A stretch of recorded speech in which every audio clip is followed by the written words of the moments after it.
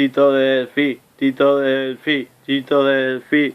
Aquí el Tito Delfi, una infancia buena tuve, nunca pasé hambre, pero tenía problemas escolares, siempre follones, y eso que no iba de jefe, iba de graciosete, hasta que pasé al instituto. A mi primer día me quité las gafas de ver que tenía, di el estirón y me quité la barriga, éxitos y más éxitos. En lo primero que me fijé fueron en dos gemelas de mi clase, a lo largo de mi estancia me lié con ellas, no hablaré de más porque soy un caballero, en poco tiempo me hice el más popular del instituto, te lo prometo, hasta con un club de fans, entre ellas mi chica, que más he amado, Jennifer, duré 4 años con ella, pero después de mi estancia en el instituto, era sexy chica 10, yo cobraba 1.200 euros al mes, con la paga doble me la gocé, me la llevé un mes entero a Salova, a los apartamentos Novelty, la creme de la creme, ya sabéis, más de mi historia, con Jenny acabó mal, de ello no quiero hablar, pero es la mayor que amaré y siempre tendré, tirando para adelante, ella era la primera dama de mi pose, de 100 y pico, y yo el coronas, simplemente, siempre he sido el jefe, entonces un mequetrefe, ten fe.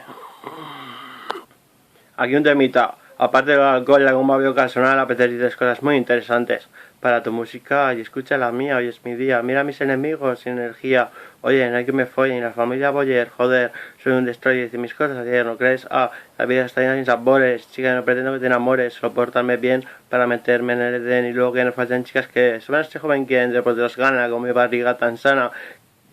Quieres dar vueltas de campana bajo sábanas, nada más mes. Este mes voy a por ti, mes. Creo que sientas el calor de los en sí.